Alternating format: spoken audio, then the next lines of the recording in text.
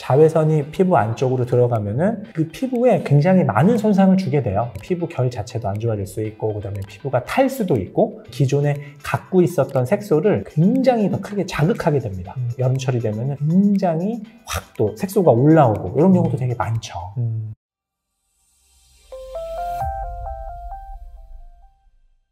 네, 원장님 안녕하세요. 안녕하세요. 네, 오늘의 주제는 여름철 피부 관리 방법. 원장님만의 여름철 피부 관리 방법이 있으신가요? 아무래도 이제 여름철이면은 다들 뭐 휴가 계획을 갖고 계신 것 같아요. 이제 휴가 갔다 와서 항상 이제 저를 찾아오시는 분이 많습니다. 얼굴이 막 벌겋게 돼서 이렇게 오시는 경우도 있고, 등판에 막 껍데기 막 벗겨지고 네, 이런 경우도 있고, 얼굴에 기미가 갑자기 확 올라왔다 이런 경우도 꽤 많죠.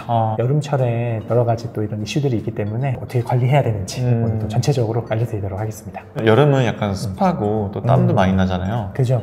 일상에서 어떻게 관리를 해야 될까요? 여름철에는 무엇보다 제일 중요한 게 자외선 차단입니다. 자외선이 피부를 노화시키는 가장 큰 원인이거든요.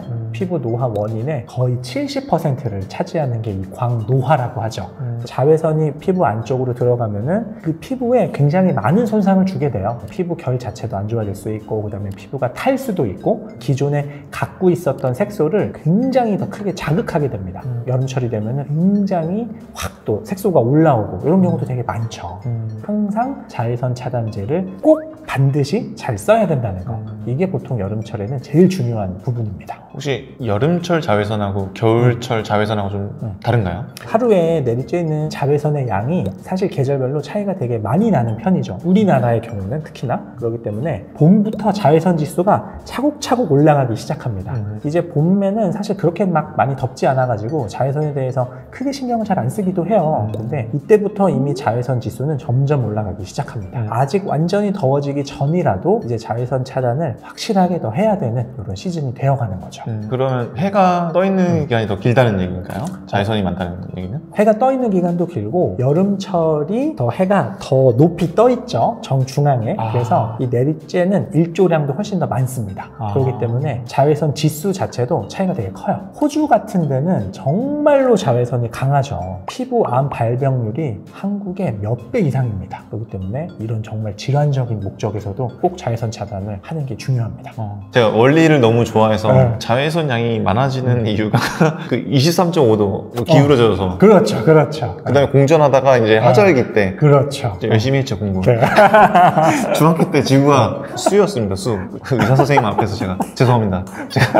그만큼 자외선이 강하다는 얘기겠죠? 네. 자외선 차단하려면 어떻게 해야 될까요? 일단 제일 중요한 거는 나한테 맞는 제품을 고르는 것 같아요. 자외선 차단에 대한 중요성은 다들 알고 계신데, 그거를 꾸준하게 잘 못하는 이유가 너무 불편하기 때문에 그런 것 같아요. 자외선 차단제를 조금만 써도 갑자기 막 트러블이 올라오는 경우도 있고, 그러다 보니까 일단 나한테 잘 맞는 제품을 찾는 게 되게 중요합니다. 좀 자극이 적고 빨갛게 되지 않고 트러블을 만들지 않는 이런 것들이 또 각각의 성분마다 너무 다르기 때문에 나랑 잘 맞는 제품을 찾는 거, 일단 이게 제일 중요하고요. 자외선 차단제를 내가 아침에 딱 발랐어요. 그걸로 내가 오늘 할 일을 다 했다라고 생각하기도 합니다. 보통 자외선 차단제를 바른 이후부터 효과가 점점점 떨어지기 시작합니다. 정말로 내가 타이트하게 관리를 잘해야 된다면은 2시간에 한 번씩 더 발라주는 거, 이게 항상 또 되게 중요한 부분이에요. 얼굴 전체를 다 2시간에 한 번씩 하기가 쉽지가 않아요. 되게 귀찮을 것 같은데, 이거 바쁜 사람 못 할 것 같은데, 이거? 그죠. 원장님도 2시간에 한 번씩 안 하시잖아요. 그렇죠. 자외선을 그래도 좀 더 잘 받고, 뭐 색소 같은 게 더 자외선 때문에 부각되기 쉬운 곳이 보통 눈가 광대 쪽, 코끝이나 이런 부분이거든요. 그래서 이런 부분의 경우는 그냥 그 부분만 약간씩 2시간에 한 번씩 더 발라준다거나, 아니면 내가 그냥 평상시 그 실내에서 생활한다 그러면은 2시간에 한 번씩까지는 필요 없습니다. 근데 뭐 내가 뭐 휴가를 갔다거나 아니면 야외 활동이 길어져서 하루 종일 야외에 있다 그러면은 다른 데는 몰라도 돌출돼서 자외선을 많이 받는 부분은 2시간에 한 번씩 발라주는 게 무조건 좋습니다. 선스틱이라 그래가지고 그런 제품도 되게 괜찮더라고요. 그래서 저는 애들 데리고 뭐 밖에 놀러 가거나 이러면은 그거를 그냥 이렇게 살짝씩 한번 더 발라줄 때가 있어요. 그거는 쓰기도 편하더라고요. 선스틱. 여름철에는 피지가 또 분비가 많이 되잖아요. 이거 관리법이 또 있을까요? 아무래도 땀이 많이 나다 보니까 땀이랑 같이 피지가 나오는 거죠. 그렇기 때문에 여름철에 이 피지가 더 신경 쓰여 하시는 분이 많은데, 근데 오히려 이때 또 거꾸로 잘해줘야 되는 게 보습입니다. 땀이 뭐 막 많이 나기 때문에 보습이 필요 없냐 그렇게 생각할 수도 있는데, 오히려 이제 피지가 많이 나오게 되는 게 피부가 건조하게 되면은 이거를 보상하기 위해서 피지를 거꾸로 더 만들어내는 거예요. 그렇기 때문에 이제 여름철이라도 보습은 항상 더 잘해줘야 됩니다.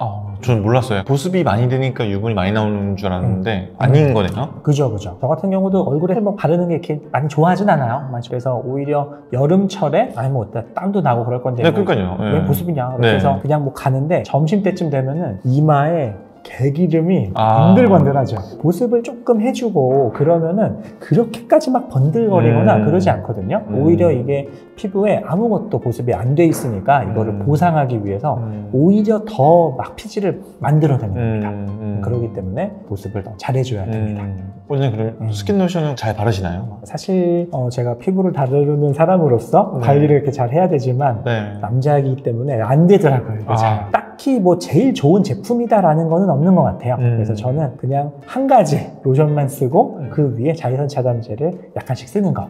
올인원 바르신다는 건가요? 그렇죠.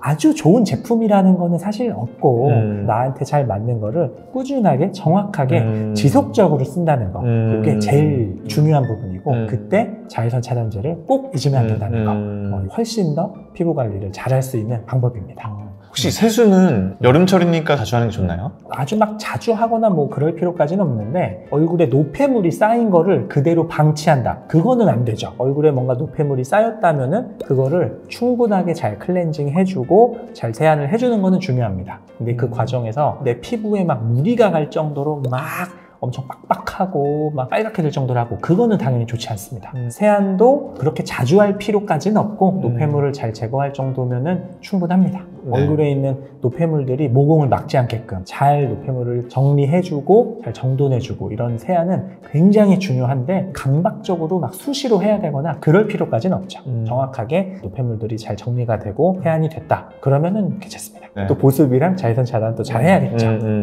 오늘 여름철 피부 관리 방법에 대해서 한번 여쭤봤는데 다음 컨텐츠는 여름철에 피해야 될 시술. 여름철에 하면은 막 무조건 안 된다는 아닌데, 그래도 다른 때보다 다른 부작용을 만들 수 있는 뭐 이런 것들이 있기 때문에 좀 더 조심해서 해야 하는 시술들에 대해서 말씀드리도록 하겠습니다. 그럼 저희는 다음 컨텐츠에서 뵙도록 하겠습니다. 감사합니다.